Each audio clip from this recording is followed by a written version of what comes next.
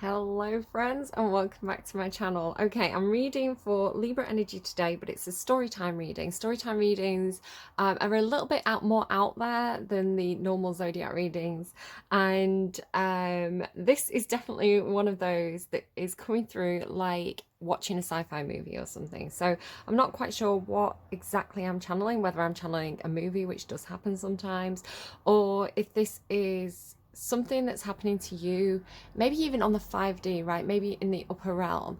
It's reminding me of I want to say the Leo reading, which was going on about aliens. It was like very out there, right? But it's like, let's kind of, I'm just going to say what the cards are saying. It could mean something to somebody, and even if it doesn't affect you personally, it could just be a really interesting story. I do think there's some very important messages here about women and standing up for other women, right? I'm not going to say, I am going to say what they gave me. They said even the bad ones. And I hesitated because I didn't want to say it because it's almost contrary to the message that I want to say. The Libra energy here, the main character, the protagonist of this reading, is fighting against that, right? They're fighting against this. Okay, I'm hearing Jezebelization of women, because you've got a song referring to Jezebel. So I went to watch the movie, not the movie, the theatre production of the musical Six this week with the Six Wives of Henry VIII. And it's even saying that, right, the Six Wives of Henry VIII. It's like the whole point of doing this show is to not make them one of six wives, right, but to make them an individual character and a woman with a story to tell, right, to give each character a voice, or each woman, each historical figure a voice. So and to kind of break down some of the prejudices or the assumptions that people may make about each of those women. So, and of course you have characters in that play or in history like the Anne Boleyns and the Catherine Howards who, were perhaps painted as some kind of Jezebel type character, but when you really think about it, why shouldn't a woman be attractive, and why shouldn't a woman sleep with whoever she wants to sleep with, like why do we have this almost inherent narrative that this is something that should be controlled, or that this is something that's wrong, or that they somehow deserve to get their heads chopped off? It's ridiculous, right? And then we kind of angelicize other characters like James Seymour, or even the flip side of that, sometimes we see characters like James Seymour as kind of this submissive person who's just playing into the patriarchy. And I can definitely see why people would say that, and then we can celebrate some of the other characters, so it can go either way. And I think at the end of the day, we should stop judging each other and just live our lives and try not to hurt people, right? So, that's kind of a message that's coming through over here, which again I'm going to come back to when we get to that part of the reading. But it surprised me actually that this song should come through so strongly for you, Libra, because when I was watching the play, and it's Jane Seymour's song and it's Heart of Stone, I remember sitting there in my seat listening to this performer perform this song and thinking, I bet that comes out for Capricorn, because Capricorn used to get this metaphor of the stone heart, because it's kind of like, a perception is kind of something that people say about Cappies, that they have this stone heart, right, that they're really cold, which is not necessarily true. They showed me a geode, because Cappies are just good at boundaries, right? Boundaries is here. I think this is coming out in this reading for me personally because I've got Capricorn South Node and Capricorn Lilith. So Capricorn's an energy that I kind of grapple with a little bit. It's like I'm good at it, but I feel guilty about it at the same time. It's strange. So maybe go and check out if you've got Capricorn placements. It's not going to be for everybody. But the stone heart thing, it's like Capricorns are like a geode, right? They have really strong boundaries. They really protect their heart. But when you crack them open, if you get into that inner space, it's like, it's magical. So I was really expecting it to come through with this really kind of like solid, dependable love, almost like this Queen of Pentacles style love. I really thought it was going to come through for them, and it didn't. It's come through for you, Libra, and I can see it. At first I was like, am I sure about this? Like, is this really coming through for Libra. But of course, you have the diamond heart, right? This multifaceted, brilliant heart that you can shine a light through and see all of its different colours and all of its facets. And you know, this brilliance of the Libra soul. This is metaphors that come through in my reading. So I developed my own language system with my guides, so I know what it means if they show me a diamond, right? They're talking about the soul, the heart and soul, right? So yeah, so they told me, well, a diamond is a stone too. You know, the song is heart of stone, a diamond is a stone too. So it's like, of course it's yours as well, Libra. And it's a brilliant song where she's really standing there, like almost like this here, right? She's standing there, you know, against criticism and against the ups and downs of her relationship, and understanding that, you know, her husband Henry VIII is this like stormy character, and sometimes he's going to lift her up and, you know, really make her feel amazing, and sometimes he's going to belittle her or push her aside, you know, because he's this that's his character, that's who he is, right? And she has this beautiful kind of, I'm gonna cry just talking about it, she has this beautiful kind of unconditional love for him that is not weak. It's actually her strength. So it's perfect for you, Libra, because I talk about this all the time. You used to come through as this like oak tree of like dependability in relationships. Like your love is this solid thing, right, that can't be shaken by the storms. So you know, giving me that kind of like unsinkable thing is, again, like it came through in a reading, it was funny. So it's perfect for you, and I love it. And it's just a brilliant example of like that kind of resilient, stubborn, forceful determination to stand there and love somebody, right? And it doesn't mean that you don't have strong boundaries, because you do. So I'm not seeing you as, excuse me. Yeah, so I just paused to let those people go past, but it's a heat wave. It's like 31, 32 degrees, so I've got to have my window open to kind of let the air, the tiny bit of breeze that we have, to blow through. So yeah, they were telling me, I've forgotten now, I hate that. Why do I do that to myself? Like, you've chosen your position, like it's your battleground, right? Love is a battlefield, right? You've chosen your position and you've planted your feet very, very firmly, and you're standing your ground, right? You will love. So I love that. It's this brilliant, like literally, this is the second time I've done your reading, because originally the message came through really, really confused, so I had to kind of scrap the first reading and go again, because I thought, I mean, just, it's like the last time, I feel like the last time I did a Libra reading I was just waffling, because again, it's a little bit like Gemini, where it feels like there's multiple people in this reading, so sometimes it's hard to kind of grapple with different perspectives in one reading. So literally this card came out in your original reading, this warrior woman, and it's coming through here. You can really see this these strong boundaries here. That's when I get to the part of the reading, you'll kind of see that strength. So and look how like she's all glowing with this pink love. So it really is just this wonderful, like, it's like unconditional love in the highest form, right? It's not unconditional love that's self-sacrificing like Virgo or Pisces. It's unconditional love that is strong and dependable and has strong boundaries. So it's kind of like, you can, if you have a child, for example, you will love that child no matter what. Most people, I mean, I don't know situations, it depends on the person, I guess, but commonly people will love that child no matter what, right? Even if that child does terrible things, you still love them. But you can say to them, I love you, but I expect you not to do these terrible things. And it's not shaming somebody for doing something wrong, or it's like accepting, right? Accepting their character. We're not perfect, right? We're going to make mistakes. I accept that about you. How can I help you not make those mistakes again in the future for you, right? So it's this one, it's just such, like, it really is like the highest form of love. And I, you know, they say about Libra, a Libra's mission here on earth is to love and be loved, and it's just beautiful.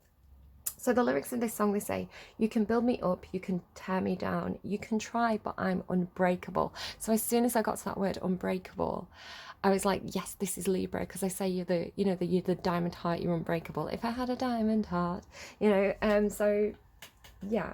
So those of you who've been here for a while, you'll know the Diamond Heart readings, why this came about for Libra. So yeah, you can tear me down, but I won't fall. It's like, it really is like I've chosen my position. This is where I stand on this. And it's very hard, like maybe this is why the bull is here as well. It's very hard to shift a Libra from their position once they've chosen it, because I was talking about this in another reading, because you think long and hard. When you make a decision, you've looked at all the facts, all the details. And this is why people say Libras sit on the fence, right? It's like, sometimes yes, but if that's the position you've chosen, then you're not getting down from that fence. You know, if you've chosen the middle ground, then you're sticking with it. Helicopters could be significant for somebody. There's a helicopter going across. It's not common, so anything that happens in a reading is part of the reading. Which is interesting because we're talking about this sky energy, which I'm kind of come back to. So yeah, wonderful. I love your energy. Your energy is so strong. However, now there may be cross watchers coming in who are dealing with low vibrational Libras, who need to do some more work to get to that position, right? And there may also be people around you, Libra, who don't understand you, who don't understand the strength of that kind of Venus energy. I'm seeing a cat. Cats could be significant, particularly white, kind of spotty cats. So people see Venus energy. So if you think about the goddess Venus Aphrodite, which is very much coming through here and here, like this is not made up. I genuinely, like, I've got 11 decks of cards that I'm shuffling. Whatever cards come out, I put back together, and then I reshuffle to get the order of the story. So just to kind of show you what we're talking about here, this is 3 of the decks. So I've got 6 piles of them. We're just gonna have to put up with those background noises. It's too warm to shut the window. So I've got 3 piles of mixed deck, 6 piles of mixed decks, right? And I shuffle them. Cards come out, that's the story. So nothing here is set up, nothing's made up. And yet, for Libra, who is ruled by Venus, which is, you know, the goddess Aphrodite Venus, the goddess of love and beauty, look at these 2 cards together. Like, you cannot make it up. So you've got beauty and you've got transformation. And look at the image here. It's like that very famous Botticelli painting of Aphrodite being born from the sea, right? She's like, comes out of a clamshell. So I can't, like, I don't make this up. Genuinely, this is what has come through for you. It's amazing. So it's going to be a noisy reading. So people don't understand that, right? People look at that kind of Venus energy, a woman who is comfortable in her body, you know, no matter what age you're at as well. There's something about aging.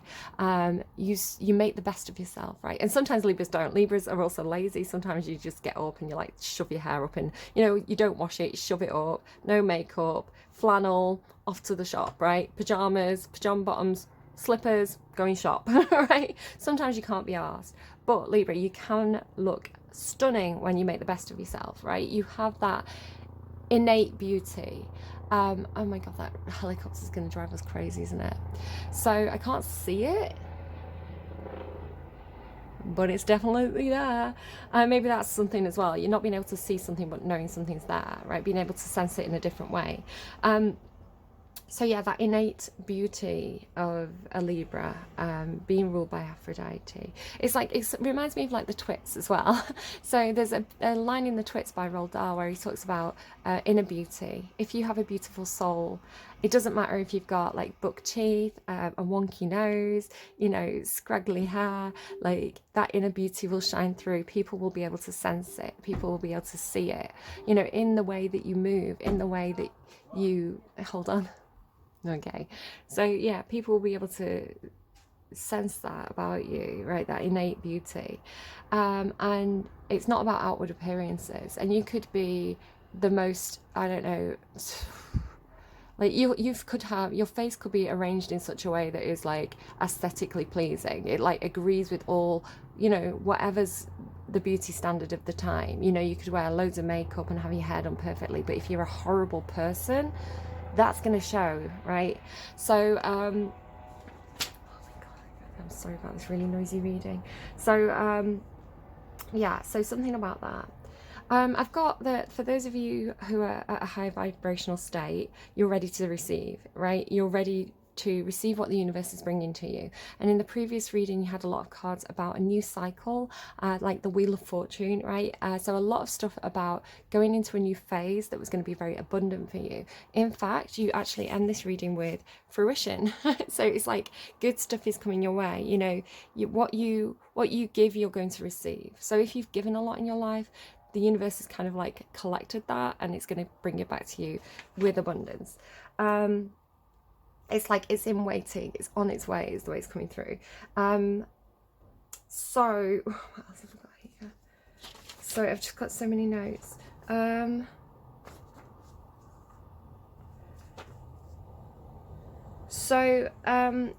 If you're asking what next, what do I do, what do I do, your soul knows what to do. So just do that connecting, do that meditation, you will receive the answers. I need to pause and just get my notes from my phone. Hold on. I didn't realise, but I was sat here waiting for that helicopter to go over before I unpaused, and it was 15:51. Watch out for mirror numbers. You've got a mirror in your reading, so you could actually be connecting with other people empathically, so just be aware of that too. Right, I'm going to go into the reading, and I'll kind of hopefully get all the other messages out as we go through, because I want to deliver it in a way that's in flow, right? So you start out with the Earthkeeper. Now it's reminding me of Leo's reading where they were consulting with this kind of like woman of the woods, this kind of like almost like Artemis type character, like this priestess of the woods, and it's kind of coming through that you are kind of like this representative of Earth, is the way it's coming through. You are this very, very grounded, because it is coming through as you, take it if it resonates, leave it if it doesn't, but it's coming through like you care about the planet, right? You care about the planet Earth. You want to, I don't know, make sure that plenty of, I don't know, maybe you've got like a very eco-conscious, maybe a very eco-conscious person, right? Maybe you really care about like green matters, you know, improving the earth and things like that. It's like you are this protectress or protector of the earth. It's coming through very feminine, because again, you are ruled by this very, very feminine goddess, but do flip it and reverse it if needs be. You are actually a masculine sign, which is interesting. Oh my goodness. I'm trying to look out the window, I can't actually see it. So what bothered me about your reading is, and it always rankles me a little bit when I see these cards, you got this word sacrifice, this card sacrifice, and then even you got a second card with the word sacrifice on it. So it could be like the Elton John song, you know, it's sacrifice. So if that resonates, do take it. But it always bothers me because it makes me think of religions where people are expected to sacrifice something that they love, right? So there's a story in the Bible about somebody having to, you know, God asking this person to sacrifice his son as a test of faith. And I just think, yeah, I defy these stars. Sorry, that came through like later, but they just gave it me again. I defy these stars. Like, I will not follow a God who asks me to murder a child. You know what I mean? It's like, I will not. You know, that is not a good thing to ask of someone, therefore that God is not good. I wouldn't do that, you know, because if I'm going to put my faith in somebody, I'm going to put my faith in somebody that I believe is going to be a good energy to follow. So it's always bothered me, oh my God. And if I were to, I'm really feeling it now, like that I defy these stars. It's a quote from Romeo and Juliet, and I'm seeing the Leonardo DiCaprio version, and when he says that scene, he's coming out of that fountain, right, and he's screaming at the sky, I defy these stars, and there are helicopters circling in that scene. So it's just funny how you know, these parallels happen. So I feel like I want to go outside and shout at the helicopter and be really dramatic. So it's distracting me. So yeah, it's like I will not have blind obedience and follow blindly somebody who I believe is asking me to do bad things. Now this could be talking about government, you know, perhaps if you were in the army, you know, look at examples of this in history. Look at the First World War, when soldiers blindly followed orders and the atrocities that happened there. So you should never blindly follow orders. You should always check in with your soul and like what you know, what good is, right? You know what is good and what is bad, and the concept of sacrificing your own child is horrific to me. Like, no god should ask someone to do that. And if I was a god and I was asking someone to do that as a test of faith, I'd be expecting them for them to turn around and say, no, I defy you. And I'd be like, that's a good person who can think for themselves. I can see the helicopter is, whoa, it's shiny and gold and blue. Maybe it's like Manchester Evening News or something, or the Metro, I don't know. It's cool, right? It's a shiny helicopter. So I'm sorry.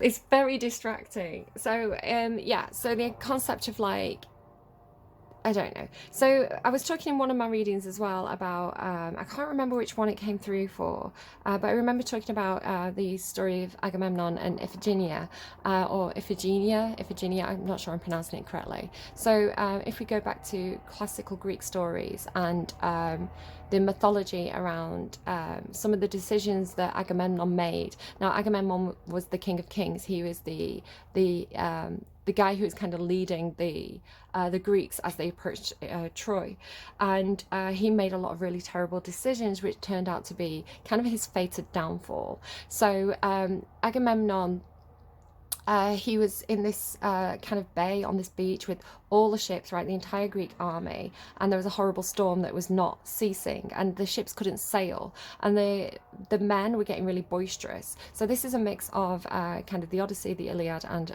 Iphigenia at Aulis. There's also Iphigenia at Taurus, which I don't think I've read, so you can check that out too. So he goes to the priest and he says, what do we need to do to get the gods to give us favorable conditions? And the priest as well is a very the way that this priest is presented in the book, he's questionable, right? He's not necessarily accurately depicting what the gods want.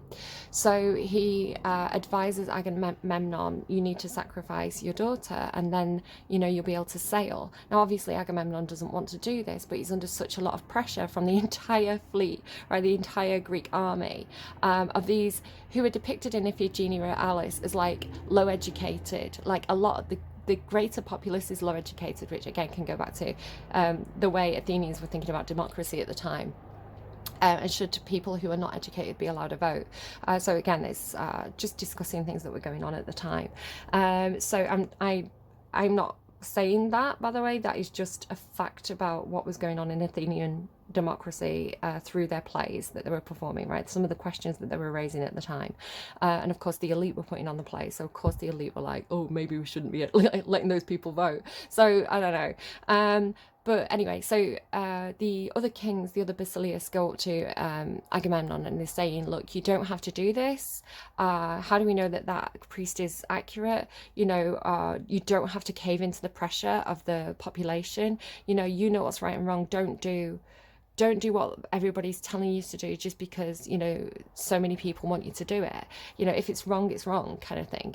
But of course, Agamemnon, who really has a big ego, cares about what people think of him, and he actually does sacrifice his daughter, or he actually tries to sacrifice his daughter, and he gets her there on false pretenses as well. So he says to her, I'm going to get you to marry Achilles, who's obviously this great hero.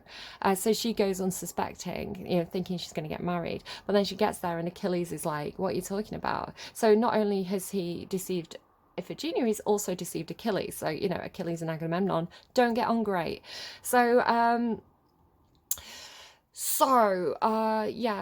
he's against the wishes of his wife as well, Clytemnestra. You know, she's there as well, like obviously a bit pissed off about the whole situation.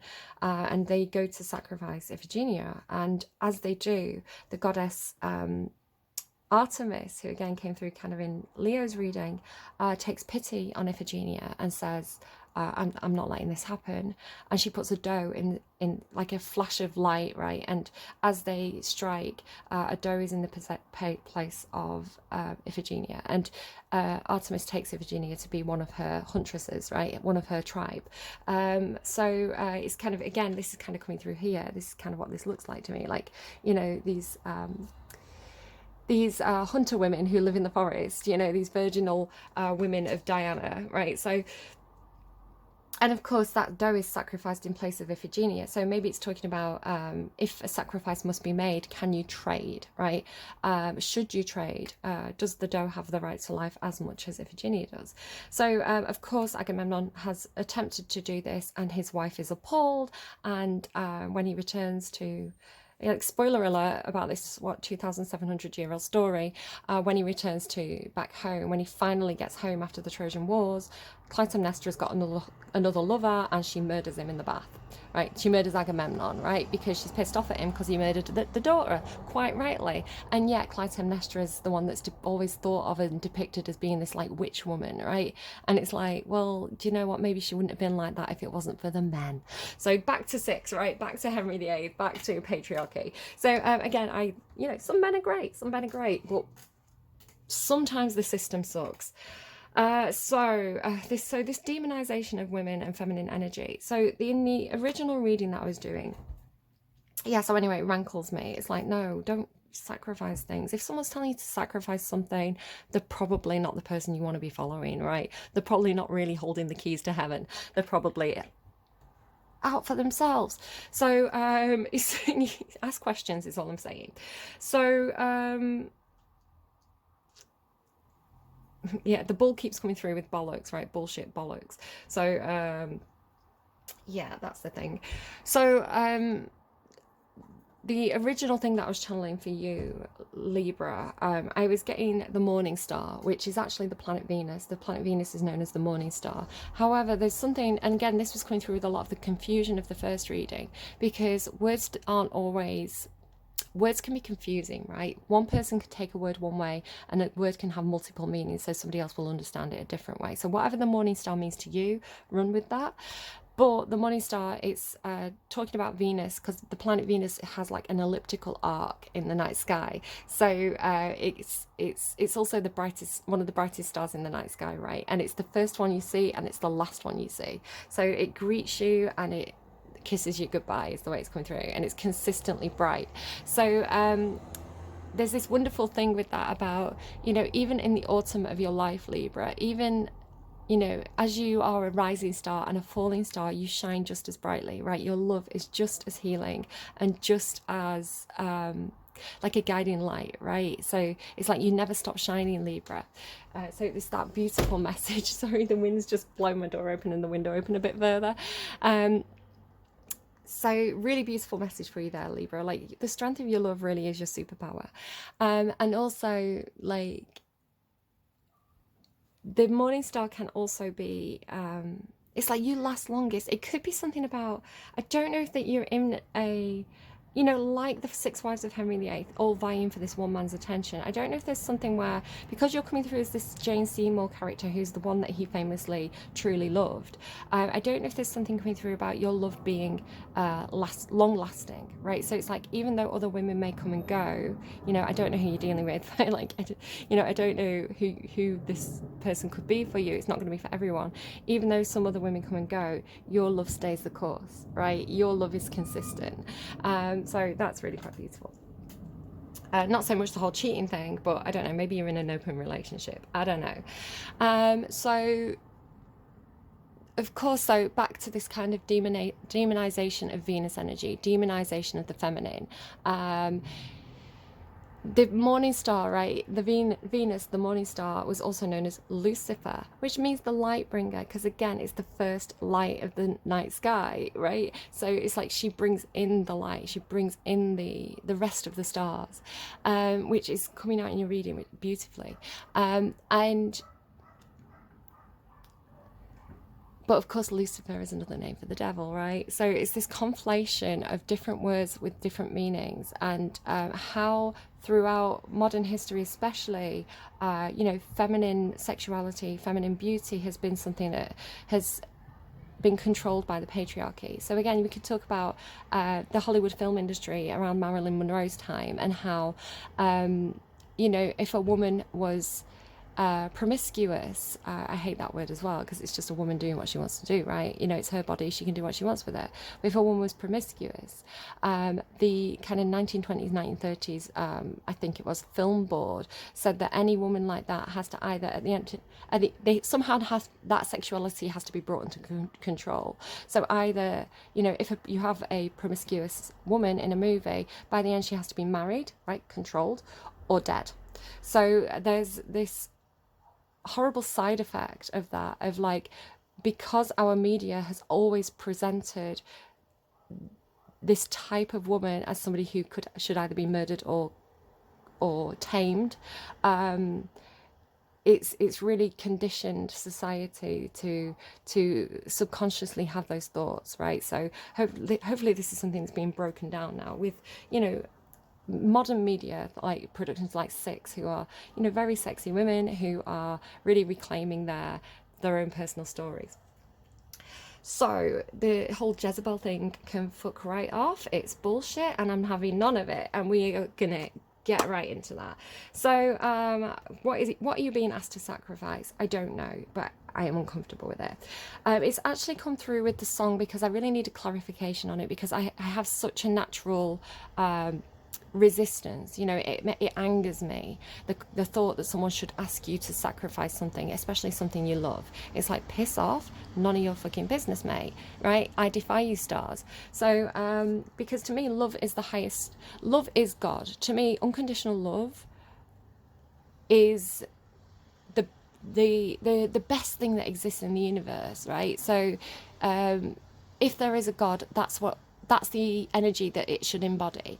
So anything that asks you to reject that is not God to me. Like, God is in alignment with that beautiful highest form of love energy. If I'm going to pray to anything, it's that. If I'm going to hold anything in high regard, it's pure unconditional love, and so should it be, right? I'm a Libra, right? Damn right, that's what I'm going to hold in high regard. You may be seeing a lot of double numbers, but it came through with the song Hallelujah. It was the Tori version, but of course, if the original version means something specific to you, run with that. So, you know, I tied him to the kitchen chair and cut his hair and all this kind of business. It's a reference to Samson and Delilah. Now, I have to say there's a strong religious vibe coming through your reading, especially with the songs. So be aware of that. I don't know what your personal thoughts on that are, but I'm just telling you the story that's coming through in this reading. So either take it or leave it, whatever, it's a story.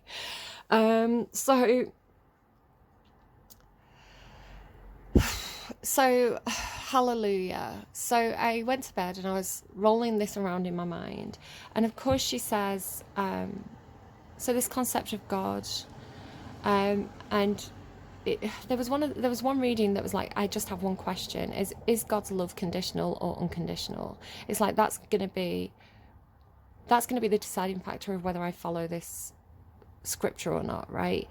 Does God love unconditionally or not, basically? And if they, I don't know, it's a whole other reading, you can go and look it up if you want. The thumbnail says I have one question. So the Hallelujah song, it says you know, the secret chord that David played and pleased the Lord, right? So it's like something that pleased the Lord, and it's of course music. So it's saying to me, you don't have to do a blood sacrifice to please God, right? You can play beautiful music like Orpheus, right? Orpheus playing to Hades and Persephone to get his wife back.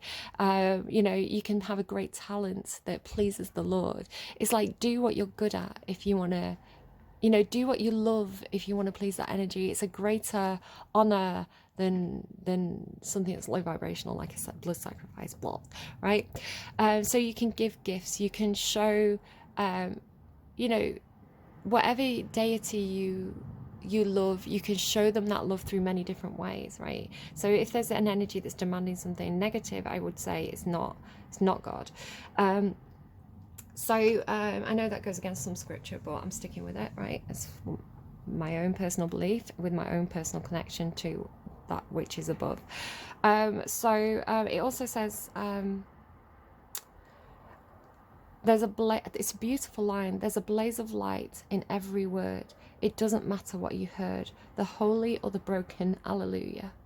So it's like, to me, what's coming through here, it's like, even, I don't know if you want to say people are Jezebels, I don't know, prostitutes, or, even the down and out, even, I'm thinking about Les Miserables as well.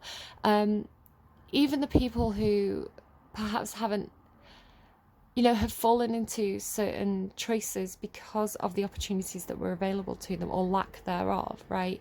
So the humans being humans, basically, to me, whatever's up there, right, whatever we call God, if they have unconditional love, then God also loves the sinners. There's a blaze of light in every word. It doesn't matter what you heard, a broken or a holy hallelujah. So it's like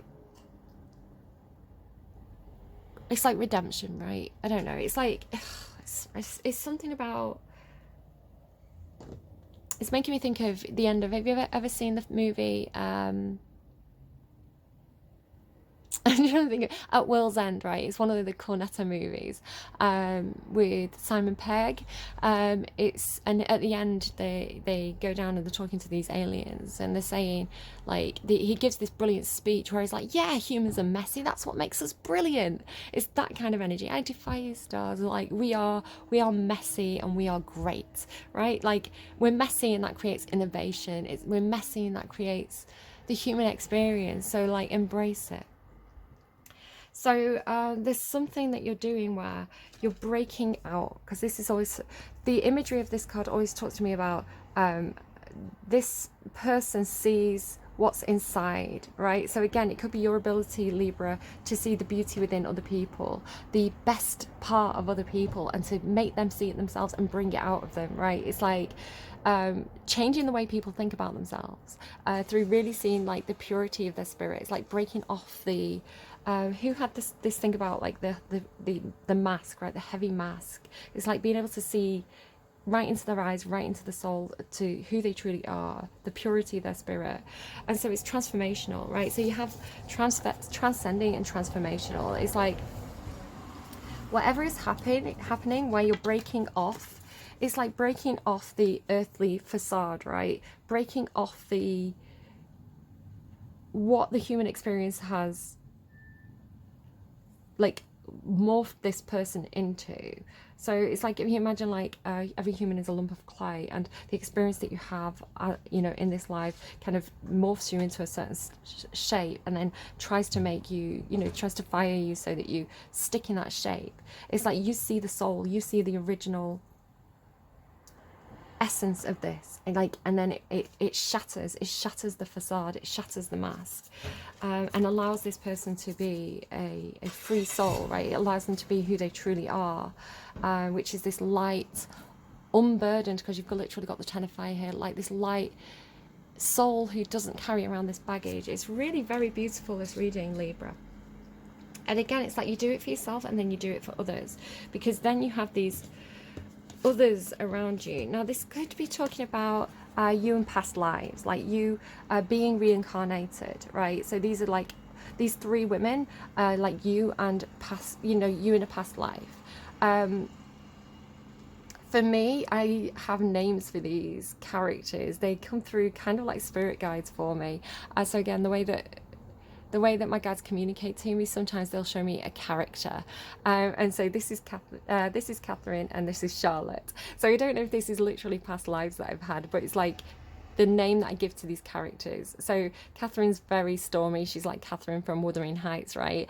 And Charlotte is like almost like this angelic, completely self-sacrificing, totally in love energy. It's like, Charlotte's partner can do no wrong. So I don't know if these are like past lives of myself, or it's just the way that my guides communicate with me. There could also be something coming through about, so this is actually coming through about you, your past self and your future self, right?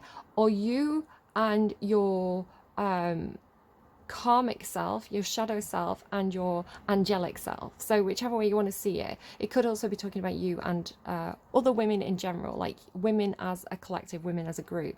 And some are low vibrational, some are very high vibrational. So oh my goodness, there's so much going through. Somebody may also have dissociative identity disorder, which is known as like having a split personality. So I'm not going to go into that too deeply. Do go and look it up. If that's you, then you know it's you, right?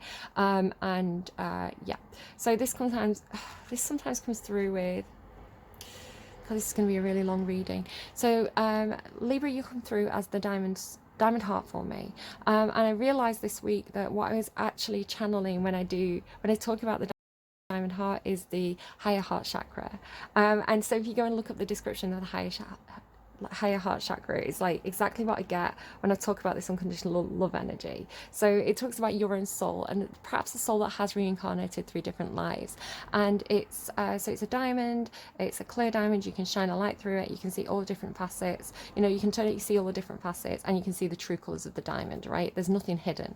And it also comes through often when I'm meditating with an unfurling rose or an unfurling lotus flower, right? So an unfurling flower, which is a very, very feminine form of the soul.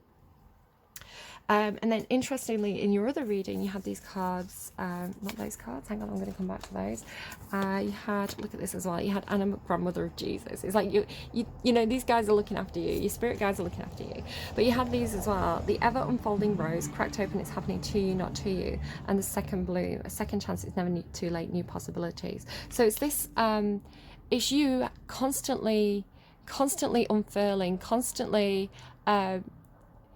like rebirthing yourself, constantly discovering more and more and more about your own soul, right, about your own truth, and really coming to full fruition. You have fruition here. So it could also be talking about age, right, as well. Like, you know, you are as bright when you're born as you are when you die. You know, you shine brightly, Libra, you know, no matter what stage of your life you're in. So this energy, though, like going back to the higher heart chakra, which is chakra 8, and it being the soul, and it visually for me being this diamond and this flower, and also I feel like you're going into the 9th chakra, which is the witness consciousness. So being able to see yourself from a higher perspective, almost again disassociating in a good way, where you can view your past, you can view your experiences almost like in third person, where you are, you know, you're not acting from that kind of karmic instinctive place, but almost from a higher place where you are, it's almost like watching your life as a movie, and therefore being able to make objective decisions or objective conclusions about what has happened to you. So I'm not saying that every single Libra has dissociative identity disorder, but it's coming through for somebody. I would say that the diamond with the, you know, all the different facets, but being able to see through it, that tells me about, oh, but there's just so much information, Libra. It's too much. It's going to be one of those readings. So with dissociative identity disorder, what I understand from it is that everybody has multiple personalities when they're born, and it's only around age 7 or 8 that we actually come into the full facet, right? The full, you know, all these energies, all these different personalities come together, and you go forward with this kind of like combined personality. But what happens is when children experience trauma at that early stage, the you know, the personality remains split. But it is when people have this, it's all different facets of the same person, from what I believe. So to me, because you're a clear diamond Libra, most of you have compiled all the different facets of the self into one whole soul. When I see a black diamond or a mirrored diamond, this talks about somebody who has multifacetedness in a way that hides the other facets. So just to tell you how my guides communicate to me. So I don't know, could be that. Just to say, I don't believe I have I know I'm talking about the past selves and things like that. A feature of dissociative identity disorder is that you get amnesia, or you don't know what's happened to you, or you know, you have these different personalities that you have no control necessarily over. I don't have that. I'm always me. So when I'm channeling different energies, I can adopt some of the persona, but I'm always myself. I'm never not in control, right? Just to kind of throw that out there, in case anyone was wondering. Which leads me to, as well, empathic starseed. So the ability to, which is what I believe I'm doing, is the ability to sense different energies, to be able to put yourself in somebody else's shoes, to be able to look at yourself in the mirror and imagine what it would be like to be in different situations, right? So energetic sovereignty, absorbing what's not yours. So I do feel like some of you, because you actually had starseed in the original reading that I did, so you've got starseed twice, so I do think a lot of you are starseeds, and I think part of the reason why you've incarnated here as a physical being on the physical plane is to stand up against is to stand up for humanity, is to stand up for femininity in the abuse of perhaps quite bullish, controlling or aggressive, possibly patriarchal religious systems. You know, if you think about what's happening kind of, I don't know, in American politics at the moment, there's a lot of religious stuff that really wants to control women's bodies.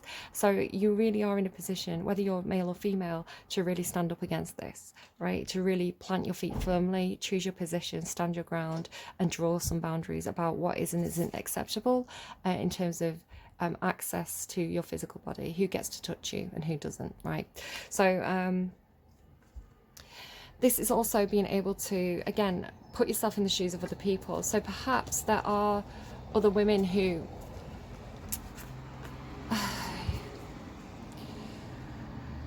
perhaps there are other women, and perhaps you hear people making judgments about those women based on how they look. You know, this is your opportunity to think to yourself, why is that woman in that position? Who are we to judge her life choices? We don't know why she made those choices, you know, and it's not for us to say whether they're good or bad. So this could be talking about people who perhaps, you know, perhaps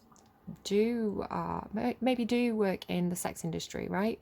You know, perhaps they find empowerment through that. It's not for us to put our own morals and prejudices and opinions on somebody else, right? We live our own life. We should mind our own fucking business if that person's not hurting anyone, right? So, you know, a woman's got to do what a woman's got to do. So even if you look at the film or the play Les Miserables, right, sometimes you don't have a lot of choice. And so you seem to be doing something where you're having empathy for, again, doesn't have to be women. It could be people. It's just having empathy for the feminine, right? And we all have feminine and masculine energy within us. Again, you are a sign that's ruled by a very feminine goddess, but you're a masculine sign. So take that as you will. Gender's very fluid in my readings anyway, but feminine energy is this kind of like, you know what I'm talking about. You get it, guys, right? And if you don't get it, that's fine. That's your own... you know, what you take from this reading is part of your own path, so it's not for me to tell you which lens to view it through, right? So there seems to be something where you seem to have done it, right? You seem to be having this transformation where the inner beauty is coming out, right? You are not afraid to show your true colors anymore. You are transcending, you're doing it, right? It's like you've got the keys to heaven, is the way it's coming through, because I'm seeing you as this central figure, and this central figure here is unbound. You can see here how she's not actually tied to anything anymore. So she's ascending, she's transcending, and I'm saying that's you, Libra, right? If it's not you, it's somebody around you who's doing it, and they can help you do it too. It's like you go first, right? So, but these other women are still tethered. It's like they're fighting against their tethers, right? And if you look here as well, they have these vines around them. So she's got vines around her body, she's got vines around her legs. So it's like these other women, these friends, this soul tribe, these past selves are trapped, right? They are tethered, they're trapped. Now, there was something very similar coming through in Cancer's reading, so you may want to check that out. Again, I've got Cancer North Node, so this could be Cancerian energy around you. It could just be feminine helping feminine. I don't know, because Cancer's ruled by the moon. It's a very feminine sign. So I want to say that there are other... It's like, even though you've done it, right, even though you're ascending, even though you've got the keys to St. Peter's Gate or whatever, right, it's like you're not going alone. It's like, I'm not going without them. So with this darkness card is like the long dark night of the soul. So I do feel like you're choosing to you're recognizing that other people are in the long dark night, right? Other people are dealing with the karma. You know, this is what's tying them down. Oh, I should say as well, the vines, I saw something about like metal vines up the edge of a building. It was very, very beautiful. It was like artwork, like metal vines up the edge of a building, but they were copper, but then they were showing it me going green. So it could be talking about aging into your beauty, right? Because if you think about copper vines, normally vines are green. So it's like as it ages, it comes into its own, right? It reflects it becomes what it should be. So it could be talking about aging gracefully. Let's just throw that out there. So, but this thing about like these women being bound by these vines, right? Or being tethered by these vines. And going through the long dark night of the soul, you want to help others. You're like, I'm not going without them, right? I need to show them I found the path. I need to show them the path. And because you have here as well, like releasing soul patterns, contracts, and past lives. So you've done it, you're helping them do it, right? Because you're empathetic, because you see yourself reflected in those other people. And even if you haven't, it's like, even if you haven't literally had the same experiences of them, you could see how you could have, right? You can see how they got into that position and how that could be you. So it's like the empathy is helping you to connect with them at a soul level and help them to get unstuck. You had the Eight of Swords in your other reading. So can you see here, it's like after you've gone through the long dark night of the soul. Now I had a long dark night of the soul about 3 years ago, which is when I had my awakening, and it sucked.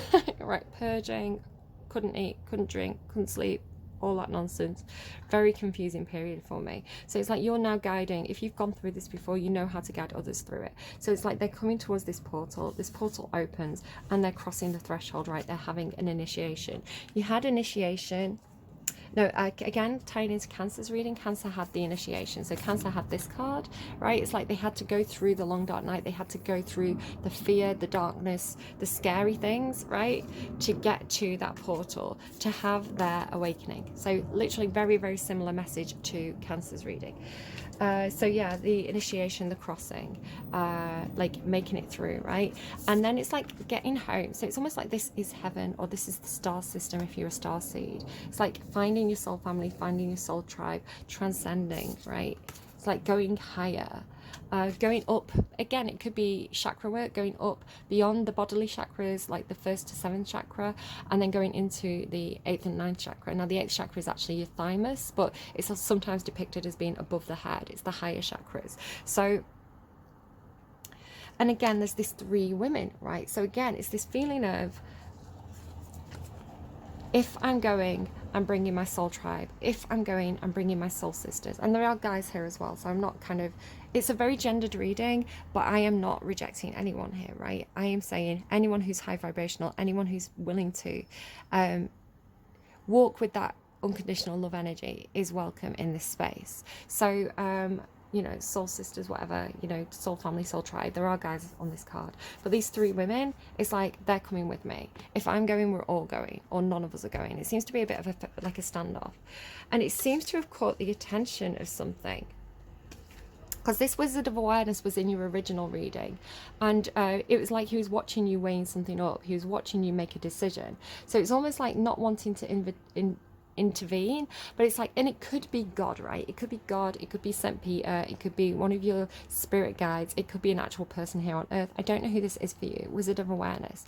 And again, awareness is talking about the 9th chakra, so the soul star chakra, which is this higher awareness. So it could even be your own consciousness watching you do this, but again, it's 3, right? So it's like you're doing something that people don't normally do, because normally people only think about themselves, right? They will sacrifice other people to get what they want. You know, normally people throw other people under the bus, or normally women, again, through conditioning of media and culture and all this kind of bullshit, women are conditioned to compete against each other for a guy's attention. Henry VIII and his 6 wives. So, you know, and it's like you're refusing to do that. You're not doing that. You've got this brilliant kind of like,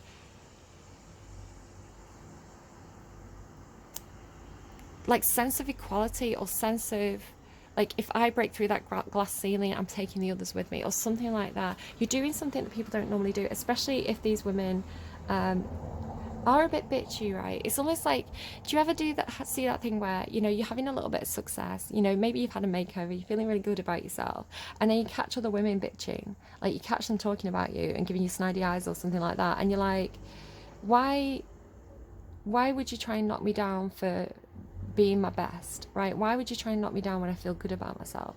And it's because women get jealous of each other and get catty sometimes, and it's really low vibrational. So it's understanding that you've triggered something in them. It's not that you're doing anything wrong, it's that there's part of themselves that is still dark, right? And they can't support you because they don't feel like they are fully supported, or they can't support themselves. So it's almost like being faced with that kind of feminine cattiness, but also being like, I empathize with that, right? I understand where that's coming from, because perhaps I've done that myself, and perhaps I can make friends with this enemy, is the way it's coming through. Perhaps I can help them the way I've been helped, right, to be more confident, or something like this. So yeah, it's like this person is watching you absolutely fascinated. It's like they're not intervening, they're just watching. And it's like they're watching you like burning the soul contracts of other people, is the way it's coming through. It's like, not only have you released all your emotional baggage, not only have you done your own shadow work, you're taking these other people, showing them themselves in the mirror, showing them their beauty, showing them the highest version of themselves, and saying, right, let's release the past, let's release all that toxicity, let's burn all those old soul contracts away. Because this is like, she's literally burning soul contracts, and you've got releasing soul patterns, contracts, and past lives. Like, these cards are next to each other. You're not doing it for yourself, you're doing it for everybody else. And this person's fascinated, right? Double mission, channeling and uplifting humanity, right? Double mission. So you're channeling, like here, channeling, doing the chakra work. You're taking everybody with you. You're uplifting the whole of humanity. Again, this is the mission of a starseed. So then you come into this interesting row here with this second sacrifice. I don't like you. So I defy these stars, right? And, you know, this energy seems to be angered, because what you're doing here, this is a Cancerian card, so you've got Cancer again. You are having success. The Chariot card is a card about victory, right? It's like you're doing really well, Libra. Again, you've got like the Wheel of Fortune in your last reading. Like, you're doing really well. You're in this successful cycle where you feel like you're in control. And again, if this is your own angel and devil on your shoulder, right? It's like your own shadow side and your own angelic self. You've pulled them into alignment. You have full control over. Again, like, if you imagine the star arching, like your starseed core, right? The moment of your conception, the moment of your birth, the moment you gained consciousness, to the last moment, till the end of time, right? And you've pulled it completely into alignment. You and your past selves have become one. You and your alters have become one. Whatever you want to say, you and the highest form of femininity and the lowest form of femininity are now one, and you are in full control. And it's right, chef's kiss, mwah, perfection.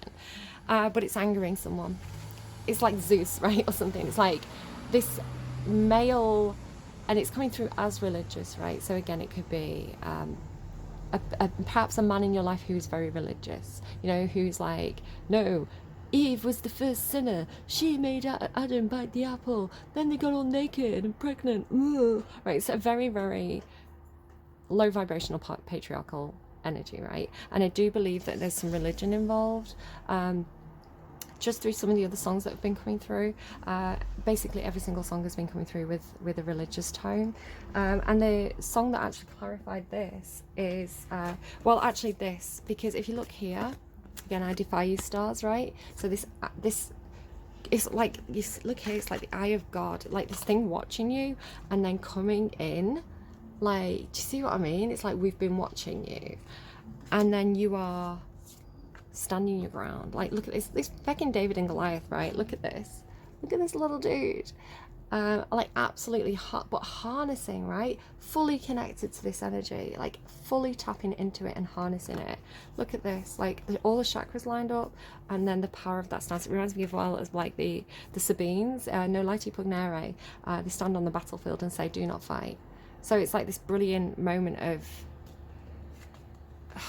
defying the stars, or defying some, it really just gave me like David and Goliath quality of like this like this God suddenly showing up, and this angry God, and you standing your ground and saying, you do not get to push me around, right? Like, I am doing this again as this protector, right? As the Earthkeeper, this is my home. This is my home. You don't get to come in here throwing your weight around, right? Calling my sisters bad names. I like what you're doing, Libra. You're very brave, but you're very strong. And again, you have this, where's it gone? Again, look at this. You're not alone. Isolation, physical connection, community. So again, this was talking about your past self, your future self, or you and, I don't know, this soul family, right? Soul connections. You're not alone. You can connect on the ethers. But yeah, look, warrior woman, have you answered your deepest calling? Like, you're doing this not from a place of it's defiant, but it's coming from a place of love, right? From unconditional love for humanity, for your sisters, for your soul tribe. So this moment, this, again, it could be some sort of movie, right? This moment of, no, I'm not going to sacrifice anything. I shouldn't have to. You shouldn't ask me to. Is coming through with One Love by Bob Marley. There ain't no hiding place from the Father of creation. So you're not hiding, right? You're standing your ground. You're in full control. You're not hiding. You're defying. Interestingly enough, I had a dream about I think it was a symbol of like rebirth and things like this, but there was a strange dream that I had. Fish could be significant, but a baby boy was reborn inside it disappeared, right? Very Jesus-like. It disappeared. It was ate by fish. This baby was ate by fish, and so there was 3 fish. I was trying to get the baby back out of the fish. Dreams are weird, right? But it was a very symbolic dream, and either a hazelnut or an acorn popped out of the fish, and I was like, well, that's not the baby. And then I moved over to my attention was drawn to this black lotus, right? A little bit like Thumbelina, right? Like a baby inside a flower. And it was all dried up and shriveled. So the lotus flower to me is symbolic of, the pink lotus flower. It's born from swampy conditions, like the dragonfly. It thrives in the swampy conditions, right? It grows, it ascends up from, again, it could be like a swampy background, like your history, your past could be a little bit but you transcend, right? Because you literally got transcending. And the lotus flower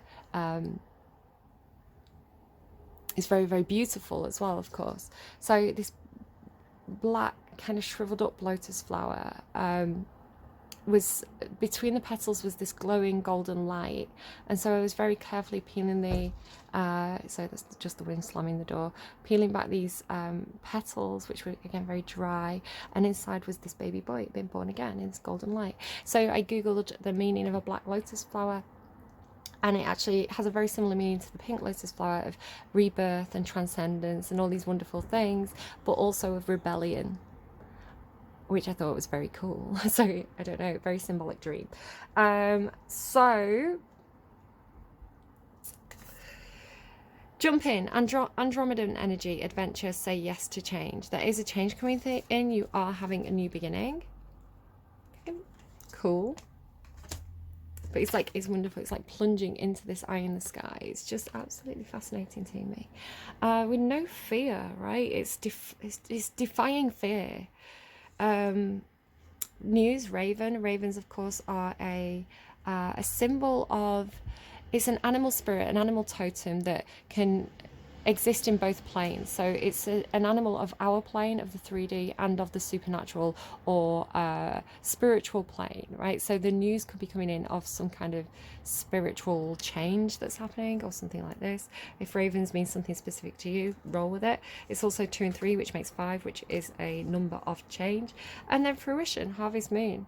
Brilliant, perfect. New beginnings, harvest moon, fruition. So it's really this fulfillment and abundance phase that is coming in for you. So very cool reading. It's a long one. Hopefully there's a lot in it, right? There's a lot of information in there, but hopefully it's less confusing than the original reading that I've already deleted and whatever happened in the last reading for you.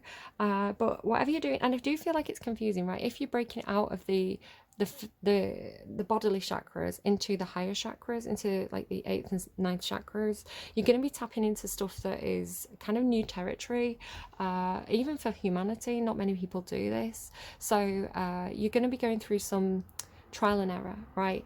But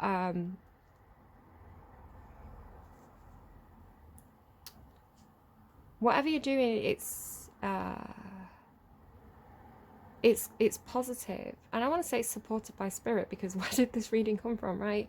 And if I'm talking about unconditional love, and that's what you're fighting with, you know, you're fighting with you're fighting with compassion and love and understanding, right? And isn't that what Jesus preaches, right? I don't know, I'm very one love. I'm like one religion. I think everything is part of one big thing. So every religion is just a manifestation of the humans trying to understand those higher energies. There's no right or wrong. It's like this and that are true. So I've got a really sweaty back again. Didn't that happen in Cancer's reading? Yeah, so that's where I am. What else do I have? Do I have any more notes?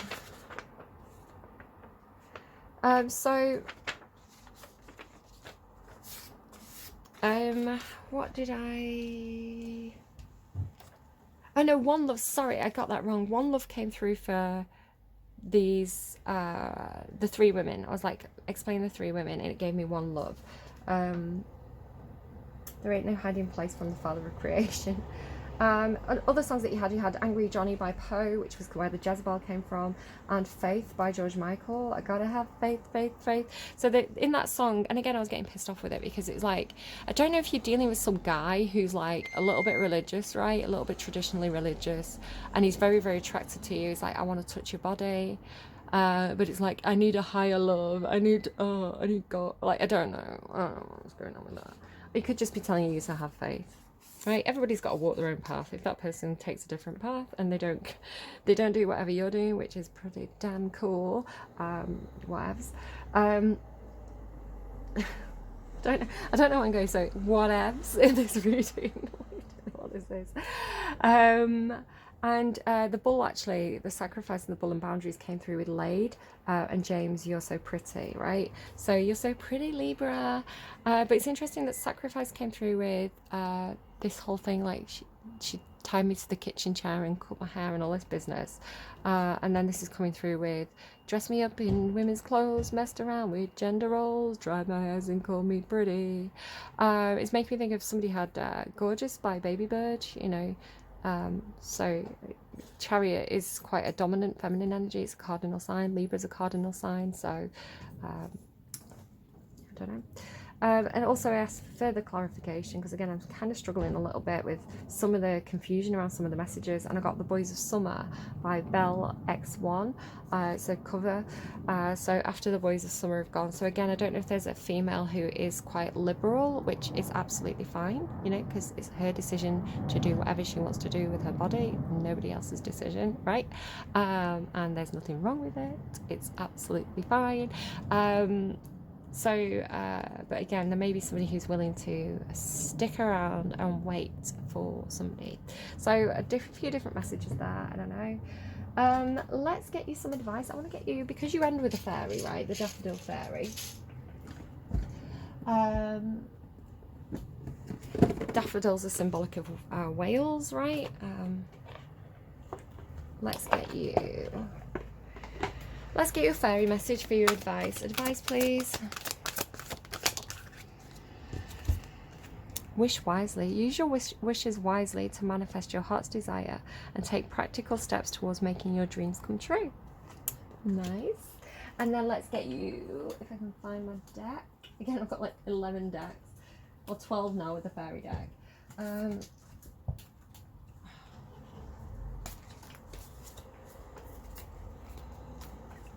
They drew me to the concept of having like alters, right? With if someone does have dissociative identity disorder, it's not a scary thing. A lot of, again, I feel like Hollywood and the media have a lot to answer for in terms of creating devils, right? You know, they, through the, what I was talking about like the film saying that if a woman was sexually liberal, she had to be murdered or married. You know, this was like a literal rule of the film industry. You know, and that's social conditioning, right? And it's scary social conditioning. It's very worrisome. It's like, it's, you know, Hollywood literally creating murderers, basically, I would say. You know, you can also say about, you know, the fear-mongering around horror movies and dissociative identity disorder, you know, saying that these people are some are scary killers, where actually the majority of people with mental health issues are actually very, very, they're actually more likely to be victims of violence, and they're more likely to not be violent, right? So the actual role, the reason why people develop or continue to have multiple personalities and they don't develop the single consciousness is because it's a protective thing, because they've suffered trauma and abuse, and so they disassociate. So the alters actually come in to protect the primary personality. So just to kind of say that there's nothing to be scared of if that's something that's happening for you.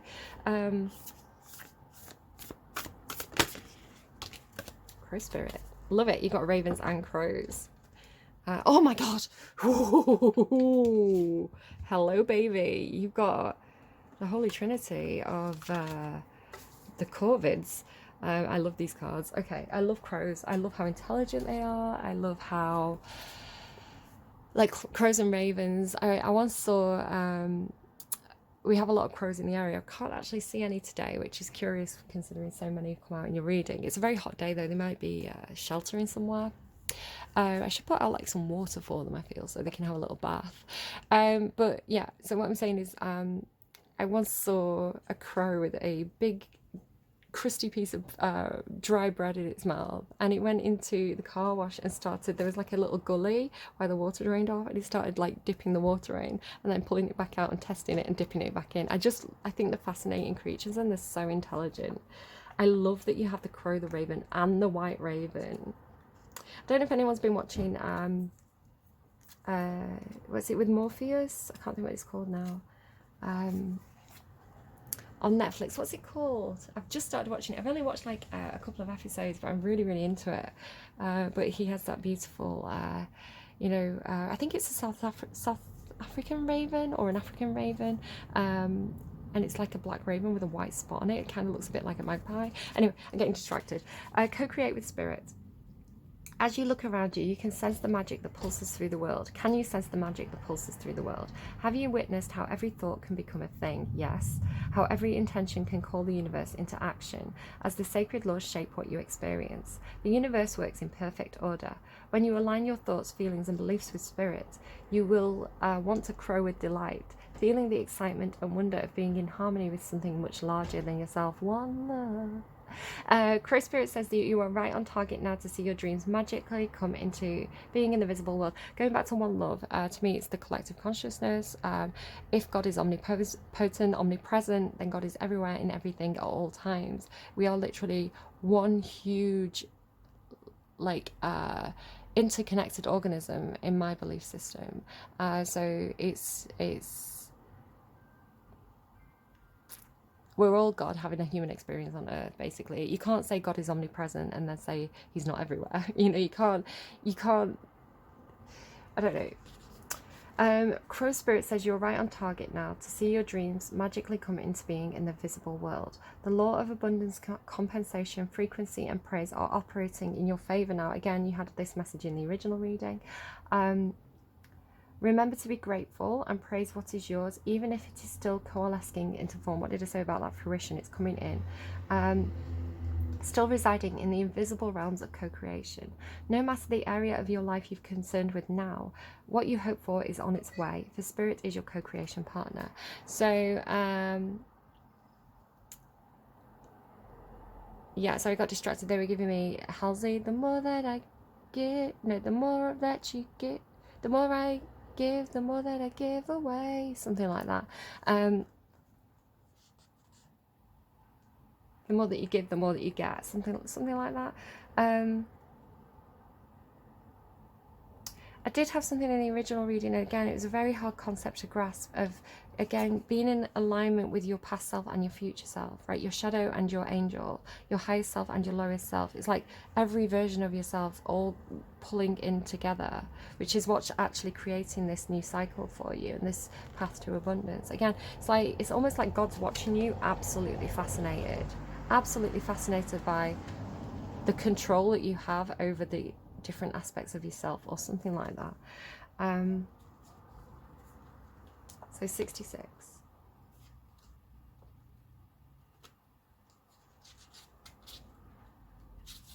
Again, if you're not religious, that's absolutely fine. I don't know whose reading this is, but basically every song has had a religious connotation.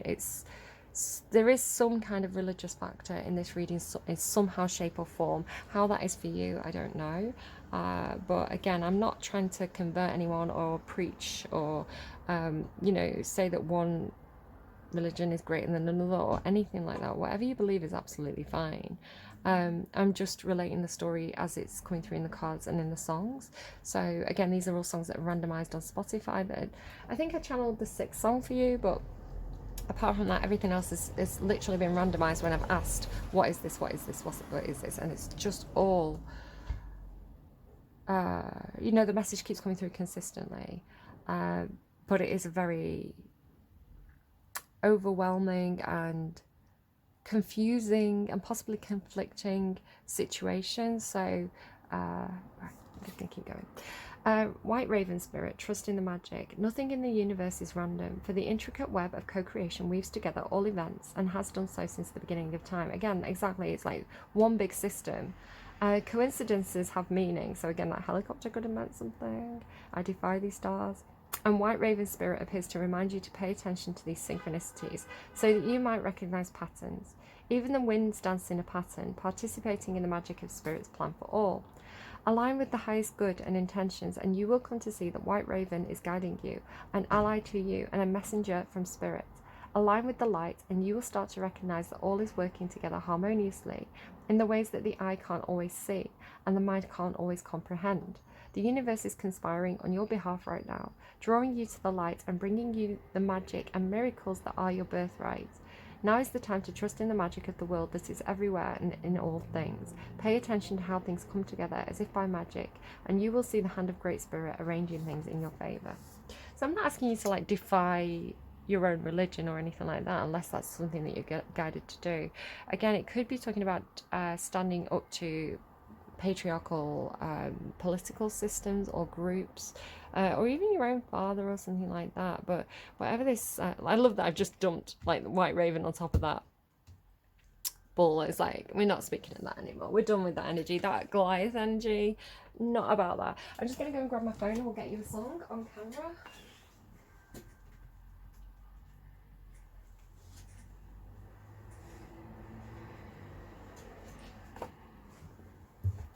I mean, to me, that is not. I mean, that's not God. And if that is a God, it's not a God that I want to follow. Okay. Okay,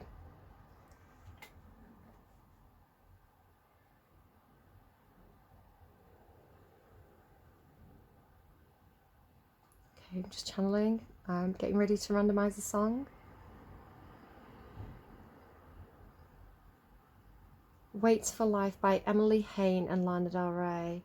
Why do you make me work so hard to put on that evening show when you know that all I want is to make your money grow? You're like a baby who don't got nowhere to go. I feel you eyeing me, you keep it on the low. but I can't let you in and I can't keep you out. I wait for life to win, but it never comes around. And I can't hear you call and I can't hear me shout. I wait for it to break, but it never comes around. Don't know me. I'm lonely.